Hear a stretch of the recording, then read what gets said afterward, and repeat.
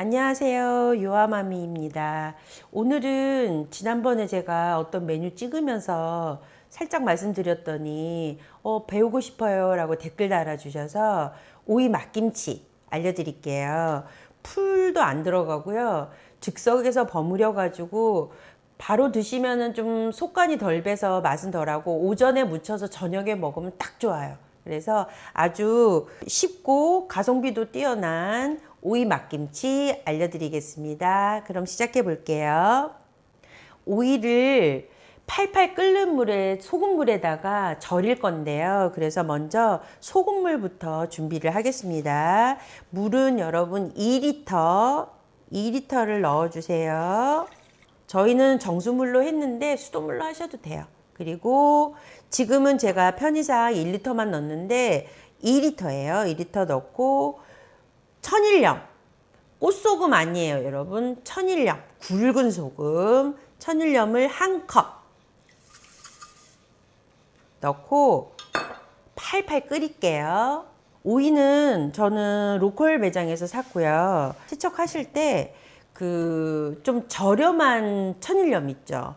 그 마트에서 파는 그냥 좀 싼 천일염, 뭐 3년 묵은 간수뺀 이런 거 말고 좀 저렴한 거 500원짜리 동전만큼 손에 살짝 올린 다음에 이렇게 올려서 여기 돌기 있는 부분이 있잖아요. 이런 부분을 이렇게 문질러 가면서 조금 깨끗하게 세척을 하시고 흐르는 물에 여러 번 헹궈서 이렇게 물 빼가지고 최종적으로 오이 10개 준비를 했습니다.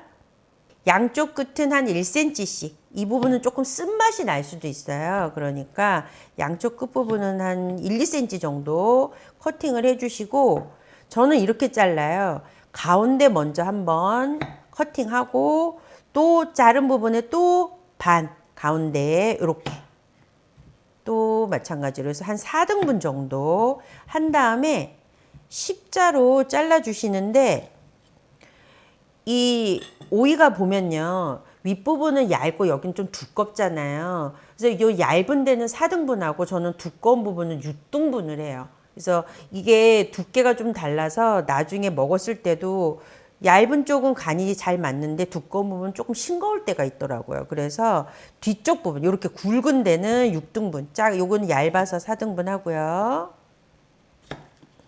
그리고 요 뒤 아래쪽 부분 굵은 데는 이렇게 반 자르고 이렇게. 자, 오이를 다 이렇게 썰으셨으면 담으시고, 지금 물 2리터에 천일염 한 컵 넣어가지고 팔팔 끓인 거예요. 팔팔 끓는 물을 지금 이 뜨거운 물을 오이에다가 부어서 절이는 겁니다.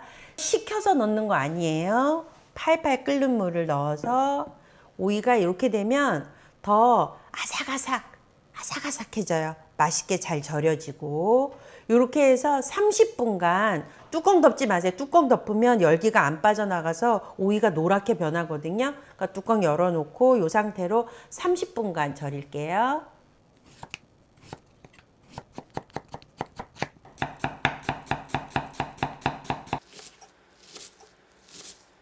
30분간 절여놨던 오이는 채망에 쏟고요. 물을 받아서 한 2번 정도 헹궈주세요.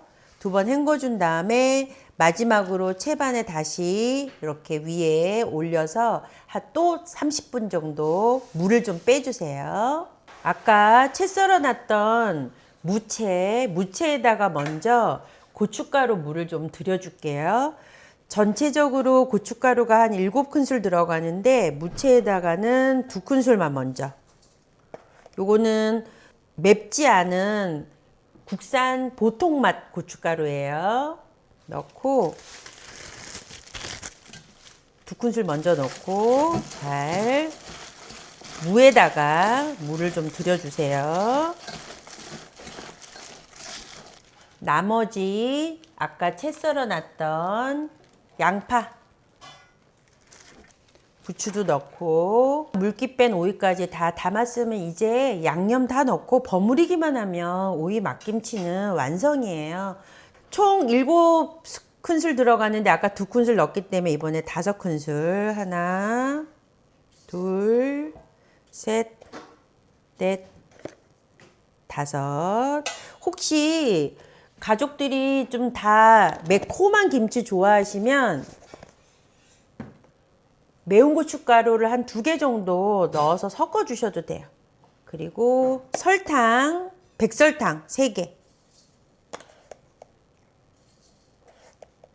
3개. 액젓, 저는 제가 좋아하는 잘 쓰고 있는 초피 액젓 6큰술. 하나, 둘, 셋, 넷, 5. 혹시 초피 액젓을 모르시거나 안 쓰시는 분들은 까나리 액젓 넣으시면 돼요. 시판 까나리 액젓. 그리고 매실청이 2개. 조금 넉넉하게 넣었어요.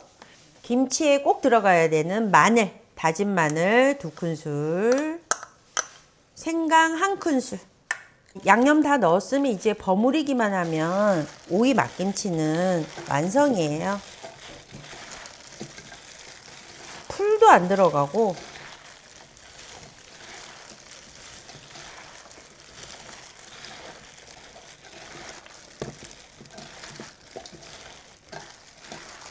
풀내 나는 재료들이 없긴 한데 그래도 너무 막 세게 문지르지는 마세요. 여러분, 오이 막김치 끝났어요. 그래서 요거는 지금 간을 조금 볼게요. 제가 얘가 오이 자체에서 그 숙성을 시키는 동안 수분이 많이 나오기 때문에 싱겁게 하시면 안 돼요. 간을. 그래서